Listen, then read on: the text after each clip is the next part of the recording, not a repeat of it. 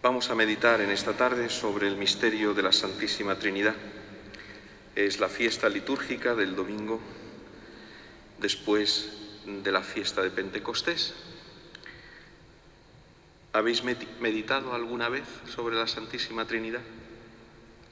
¿La habéis llevado a la oración? ¿La habéis contemplado? Es el misterio más grande. Es lo que caracteriza de manera fundamental nuestra fe. Creemos en un solo Dios, que es Padre, Hijo y Espíritu Santo. No hay otra religión que conozca a Dios de manera tan íntima y tan profunda como la religión cristiana. A veces se dice, si al final son distintos nombres, pero todos creemos en el mismo Dios. No. Porque el único que nos ha revelado, que nos ha dado a conocer, que nos ha enseñado, que nos ha manifestado quién es Dios verdaderamente, y además no desde fuera, porque conocer a Dios desde fuera es decir, es un ser supremo, grande, todopoderoso, muy bien. Algunos dicen una energía, ni energía ni nada, como si fuera una central eléctrica. Esto no es así. Dios es Padre, Hijo y Espíritu Santo, y eso nos lo ha enseñado el Hijo. Precisamente el Hijo, que conoce al Padre, que vive en la unión de amor con el Espíritu Santo, es el que nos ha revelado, el que nos ha manifestado quién es Dios verdaderamente. Con toda humildad y con toda sencillez, pero con toda claridad, los cristianos reconocemos que nosotros conocemos al Dios verdadero. ¿O es que Cristo nos va a enseñar un Dios falso? Es que la revelación más clara, más grande y más profunda sobre Dios nos la ha enseñado Jesucristo, el Hijo de Dios.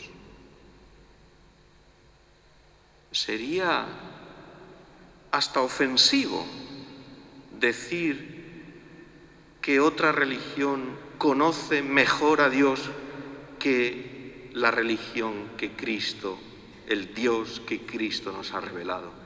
Sería hasta ofensivo. Por eso es el misterio más grande, más alto, más importante. Es la cumbre de la revelación. Y por eso nosotros pues tenemos que profundizar en esta revelación que Cristo nos ha hecho, en esta enseñanza fundamental de nuestra fe, que es el misterio de la Santísima Trinidad. Y lo vamos a hacer siguiendo el Evangelio. Y el Evangelio que se nos propone son los 5 últimos versículos del Evangelio de San Mateo, capítulo 28, los 5 últimos versículos. Dice así: los 11 discípulos se fueron a Galilea, al monte que Jesús les había indicado. Al verlo, ellos se postraron, pero algunos dudaron.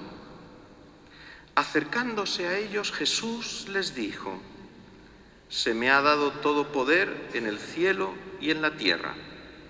Id pues y haced discípulos a todos los pueblos, bautizándoles en el nombre del Padre y del Hijo y del Espíritu Santo, enseñándoles a guardar todo lo que os he mandado.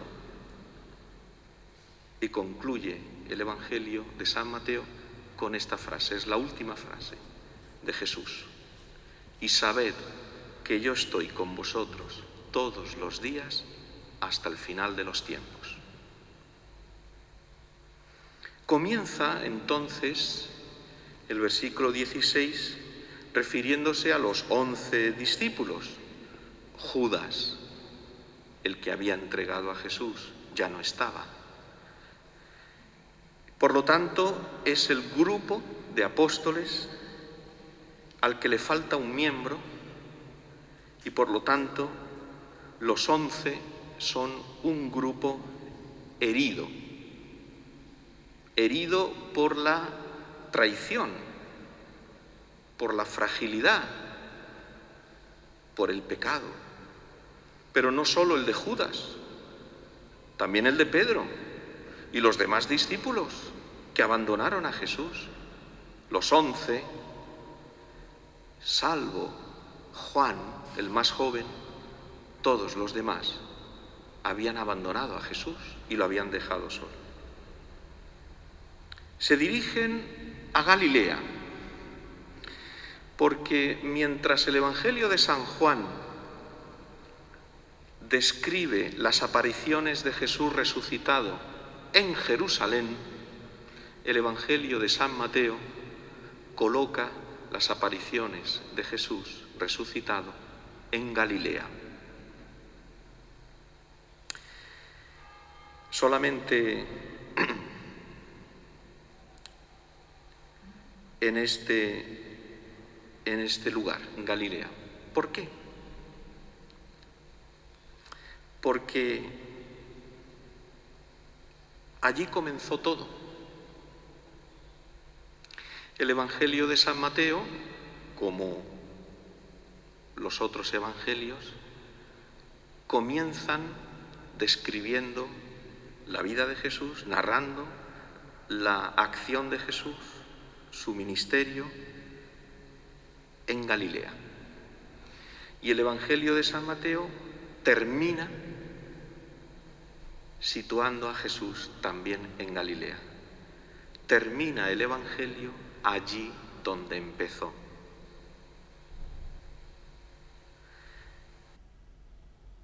En Galilea creció Jesús. Allí llamó a sus discípulos a orillas del lago. Y allí en Galilea tuvo lugar la enseñanza de Jesús, de las bienaventuranzas. Galilea es el mundo. Es una tierra contaminada porque los habitantes de allí no son judíos observantes, puros, estrictos, sino que han sido contaminados de paganismo. Y por lo tanto los judíos despreciaban a los galileos. Es el símbolo, Galilea, del mundo. Y Jesús va por delante. En el momento de la resurrección, cuando Jesús se aparece a las mujeres, les dice: vosotras no temáis, ya sé que buscáis a Jesús el crucificado. No está aquí, ha resucitado, como había dicho. Venid a ver el sitio donde yacía, e id aprisa a decir a sus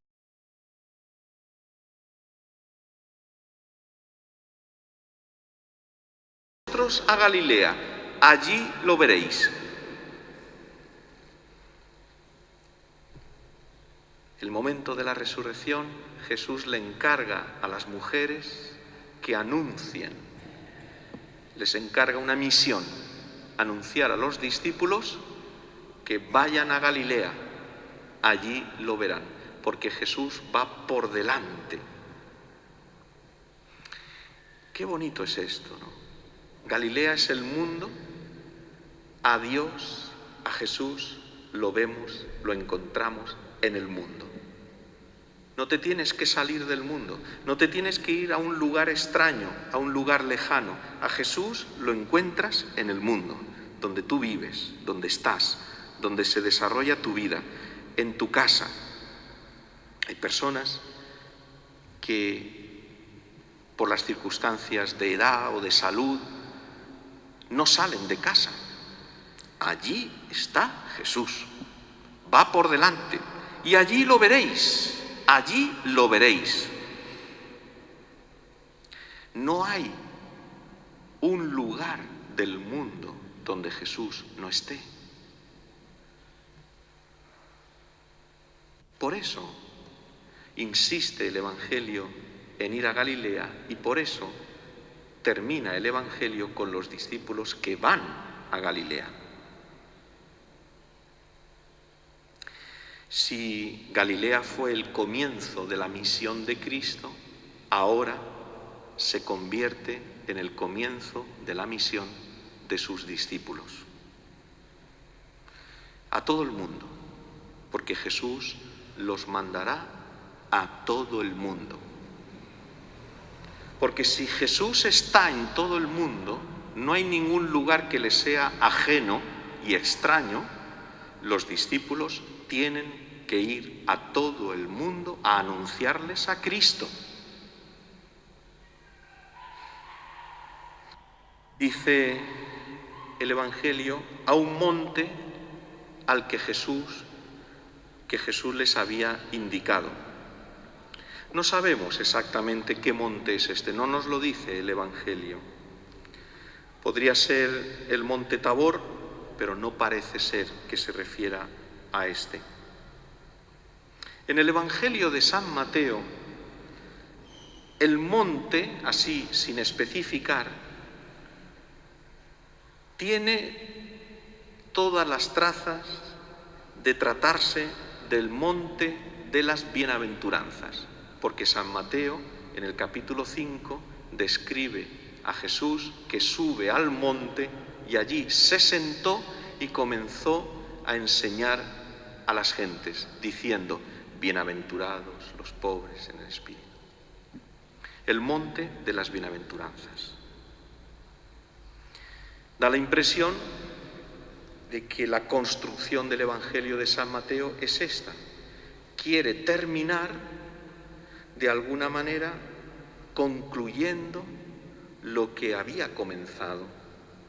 Y por eso los discípulos son enviados a Galilea, donde había comenzado Jesús, donde los había llamado, y los envía al monte que Jesús les indica.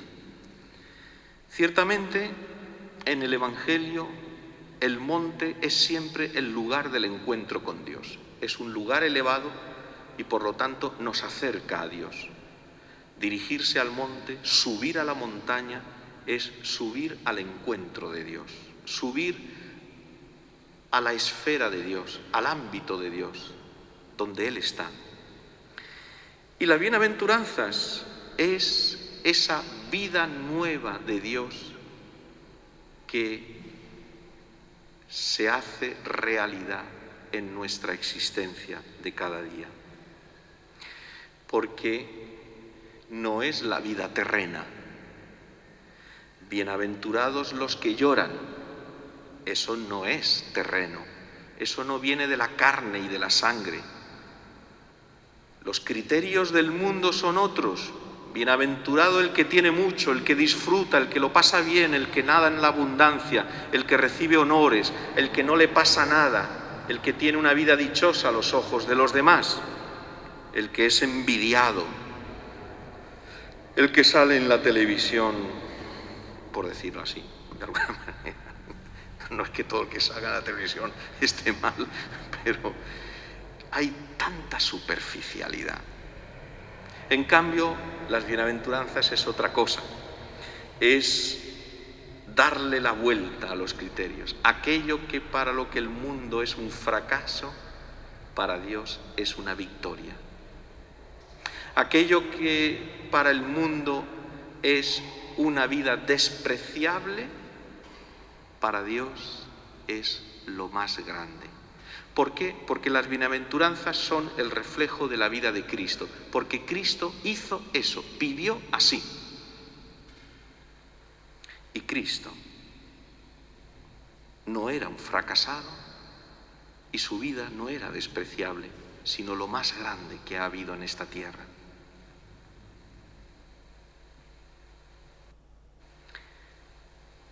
Allí, en ese monte, verán a Jesús. Y cuando lo ven, se postraron en el suelo, que es el gesto con el que los israelitas, los judíos y en general todos los habitantes de Oriente manifiestan su adoración a Dios. No es como nosotros, que lo hacemos de rodillas. Nosotros la adoración la expresamos de rodillas. Ellos se postran en el suelo, en señal de reverencia y de adoración ante la divinidad de Cristo. Pero dice el Evangelio que algunos dudaron, es decir, han visto a Cristo resucitado, lo tienen delante, se dan cuenta de que es Jesús, de que está vivo, de que a pesar de que lo han visto morir de una manera atroz en la cruz, ahora está vivo. Pero hay una duda. Todavía hay discípulos que dudan, pero no dudan tanto de la resurrección de Cristo cuanto de si ellos serán capaces de vivir la vida de Cristo. Hay una desconfianza en las propias fuerzas, porque todavía no han entendido que la vida cristiana no se mide según el valor y el poder de nuestras fuerzas, de nuestra capacidad. Porque cuando nos apoyamos en nuestras fuerzas y en nuestra capacidad, es entonces cuando viene la duda. La duda, ¿seré yo capaz de vivir así? ¿Seré yo capaz de comportarme así? Porque Jesús ha dicho cosas y nos ha pedido y nos ha enseñado y nos ha mandado cosas muy grandes.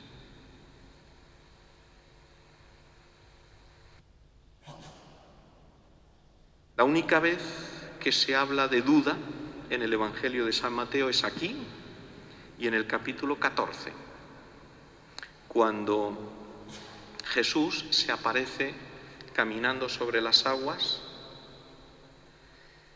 y Pedro le dice desde la barca: Señor, si eres tú, mándame ir a ti sobre el agua. Y le hizo bajar: ven. Y Pedro echó a andar sobre el agua acercándose a Jesús, pero al sentir la fuerza del viento le entró miedo ante sus pocas fuerzas y su incapacidad, y empezó a hundirse y gritó: Señor, sálvame. Y enseguida Jesús extendió la mano, lo agarró y le dijo: hombre de poca fe, ¿por qué has dudado? Y posiblemente esto también se lo diría a sus discípulos, a aquellos que en el monte de Galilea dudaron. Hombres de poca fe, ¿por qué habéis dudado?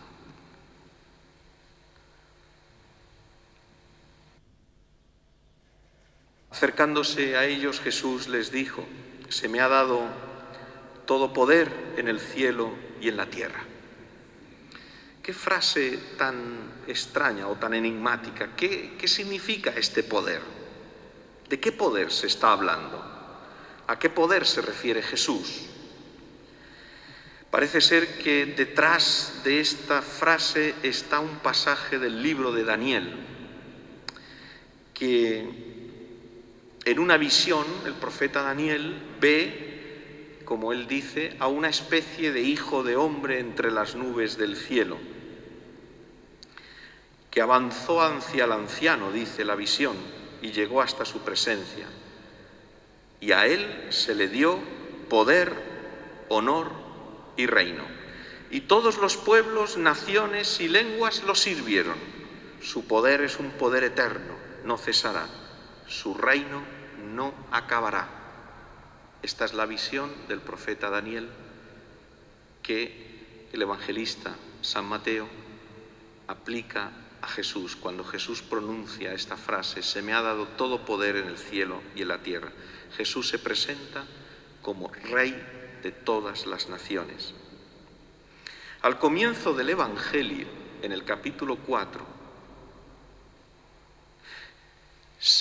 Hemos visto a Jesús sufriendo las tentaciones de Satanás en el desierto. Y en una de ellas, Satanás le mostró todos los reinos del mundo y su gloria. Y le dijo: todo esto te daré si te postras y me adoras. Ese era el poder de Satanás, que Cristo rechazó. Pero ahora, dice Jesús, se me ha dado todo poder, porque lo ha obtenido no adorando a Satanás, sino de otra manera, mediante la entrega de su vida. Es decir, Jesús tiene este poder en cuanto resucitado. Él ha resucitado. Y por lo tanto, Jesús tiene este poder que presupone la cruz. Es decir, en este monte de Galilea se presupone otro monte, el Calvario, el Gólgota. El poder que Cristo tiene ahora como resucitado es el poder que ha conquistado con su muerte en la cruz. Es decir, es el poder del amor, el poder de dar la vida entregando la suya propia. Así lo dice el evangelista San Juan en esa oración sacerdotal de Cristo en la última cena. Levantando los ojos al cielo, dijo Jesús: Padre, ha llegado la hora. Glorifica a tu Hijo para que tu Hijo te glorifique a ti. Y por el poder que tú le has dado sobre toda carne, dé la vida eterna a todos los que le has dado. Es el poder del amor. No hay otro. Es el verdadero poder de la entrega, de la donación de sí mismo, del darse a nosotros, para que mediante su muerte nosotros tengamos vida y vida eterna, para que mediante su entrega, el poder de su amor nos transforme, nos purifique y nos haga vivir una vida nueva. La vida que nosotros vivimos es la vida que Cristo nos ha dado a través de su entrega en la cruz. Y aquí el Evangelio ya en pocos versículos, cuántas cosas ha dicho. Se encuentra el mandato de Jesús a sus discípulos, las últimas palabras de Jesús a sus discípulos, el encargo que les hace, la misión a la que los envía. Id pues y haced discípulos a todos los pueblos, bautizándoles en el nombre del Padre y del Hijo y del Espíritu Santo. Este es el compromiso misionero que Jesús impone a sus discípulos y a la Iglesia de todos los tiempos. Esto es lo que tenemos que hacer, porque esto es lo que Cristo nos ha encargado antes de subir al cielo. Estas palabras de Jesús son como el testamento de Jesús, representa como el resumen de todo lo que Jesús ha hecho. Y hay cuatro verbos. Primero, id, moveros, salir, poneros en camino. No esperéis a que vengan. Todo en la Biblia es un éxodo continuo, una salida continua. Desde Abraham, que salió de su casa, de sus padres, de su tierra, Moisés y el pueblo de Israel, el mismo Cristo que salió del Padre y vino hasta nosotros y que ya aquí entre nosotros no paró de recorrer todas las vías y caminos y senderos, encontrándose con todos. Y esto es lo que le encarga a la Iglesia. Id por todo el mundo, no os dejéis a nada ni a nadie. no dejéis de ir hasta el último lugar. Y eso es lo que ha hecho la Iglesia siempre. Aparece un continente nuevo, hay que llevar a Cristo. Aparece una nación nueva, hay que llevar a Cristo. Aparece un lugar nuevo en la tierra, allí hay que anunciar el Evangelio.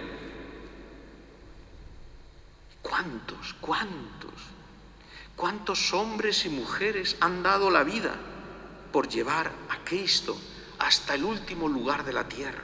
¿Cuántos han dejado su tierra, sus casas, sus familias, sus amigos, sus costumbres, sus comodidades? Las comodidades para llevar a Cristo hasta el último confín de la tierra.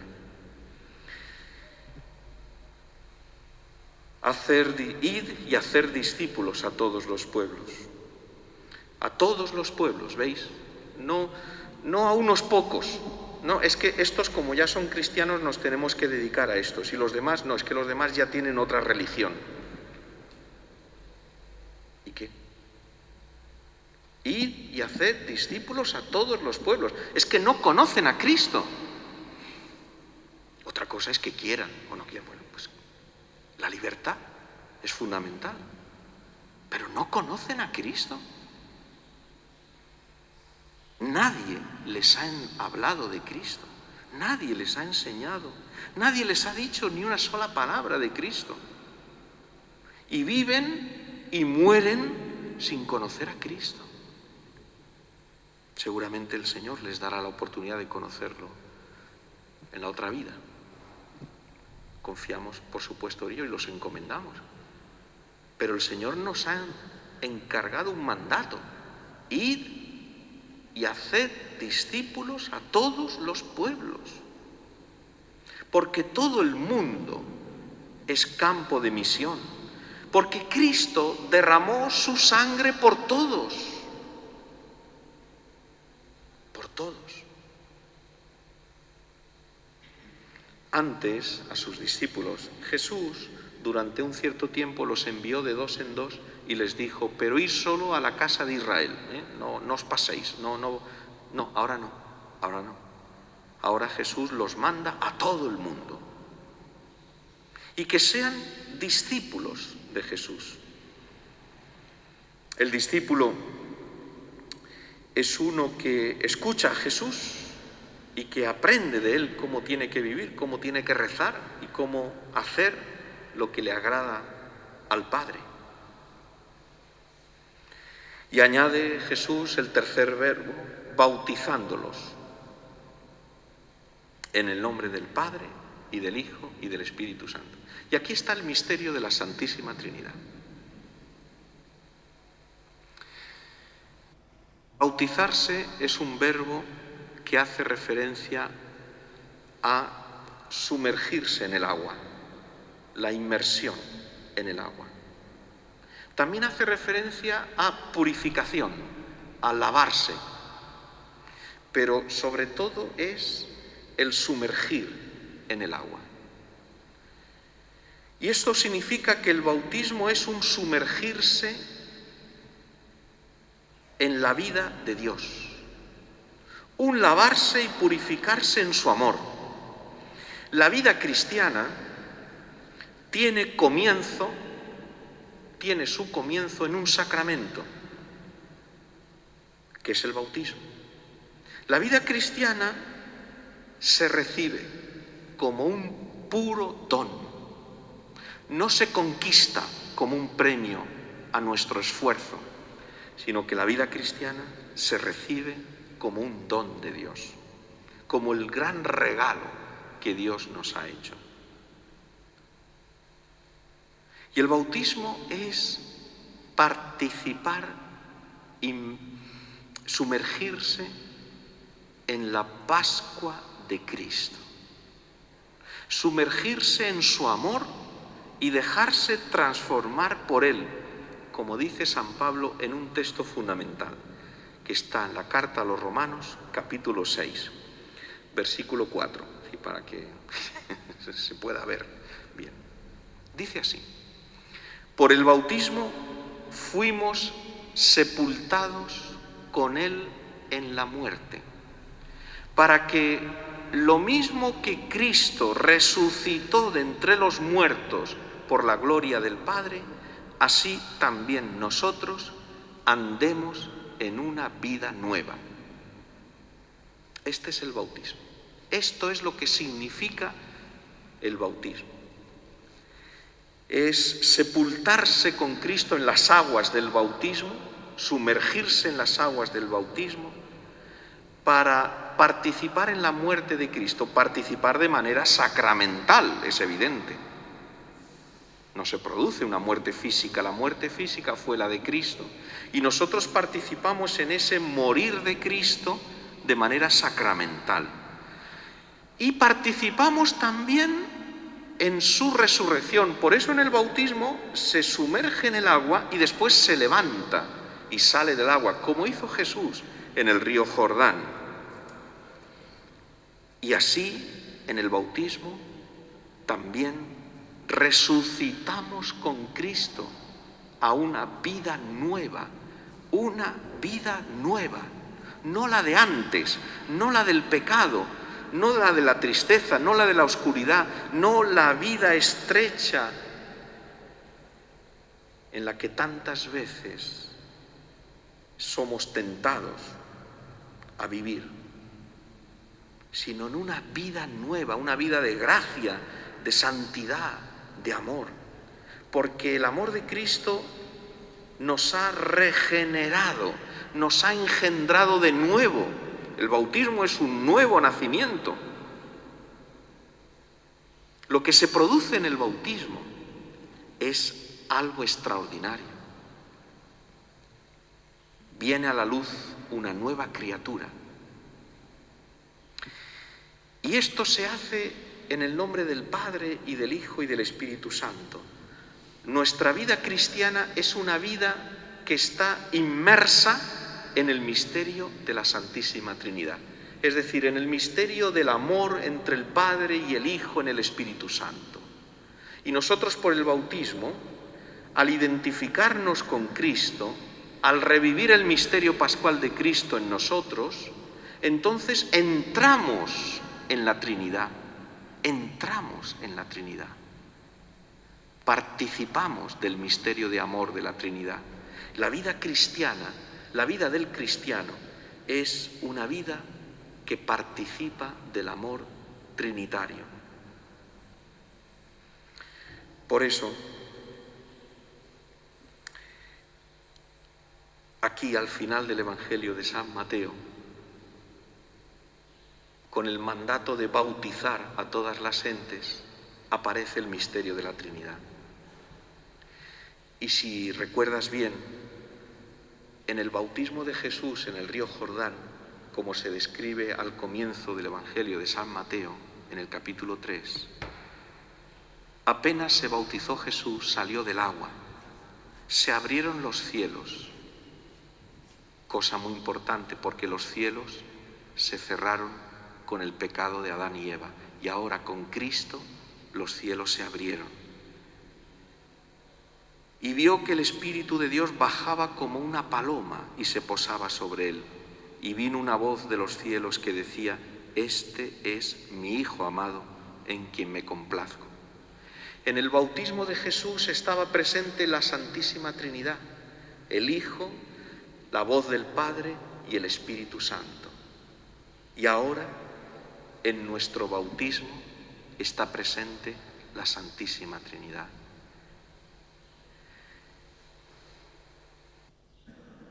Vamos a terminar nuestra oración recordando la última frase de Jesús en el Evangelio: y sabed que yo estoy con vosotros todos los días hasta el final de los tiempos. También estas palabras finales de Jesús en el Evangelio de San Mateo remiten al comienzo del Evangelio, cuando Jesús recibe el nombre de Emmanuel, que significa Dios con nosotros. su promesa de permanecer siempre con la comunidad de cristianos. Ya lo había dicho Jesús, porque donde 2 o 3 están reunidos en mi nombre, allí estoy yo en medio de ellos, como aquí, Señor. Los discípulos no están nunca solos cuando marchan por el mundo llevando el Evangelio y anunciando la buena noticia de la salvación. Jesús comunica su poder y prepara los corazones para que los que reciban el anuncio de salvación lo acepten y se entreguen a Él. De manera que cuando los discípulos proclaman la buena noticia, son las palabras de Jesús las que aceptan o rechazan. Y cuando los discípulos administran el sacramento del bautismo, es Jesús el que bautiza con el Espíritu Santo y fuego. Dice Juan el Bautista al comienzo del Evangelio de San Mateo: yo os bautizo con agua para que os convirtáis, pero el que viene detrás de mí es más fuerte que yo, y no merezco ni llevarle las sandalias. Él os bautizará con Espíritu Santo y fuego. Y esto es lo que se realiza en cada bautismo. Así, el misterio de la Santísima Trinidad, que es el misterio del amor de Dios, es el que nosotros vivimos en nuestra vida gracias al bautismo. Hemos entrado y participamos de ese misterio de amor trinitario en nuestra vida. Por eso todo lo comenzamos en el nombre del Padre y del Hijo y del Espíritu Santo. Y la bendición de Dios es en el nombre del Padre y del Hijo y del Espíritu Santo. Y nuestra vida, lo que hacemos cada día, nuestras tareas, nuestro trabajo, nuestros sufrimientos también, todo lo que vivimos, todo lo que hablamos, todo lo que hacemos, tiene que ser gloria al Padre y al Hijo y al Espíritu Santo, en honor al Padre, al Hijo y al Espíritu Santo. Por Cristo, con Él y en Él, a ti, Dios Padre Omnipotente, en la unidad del Espíritu Santo. Toda nuestra vida está inmersa en la Santísima Trinidad.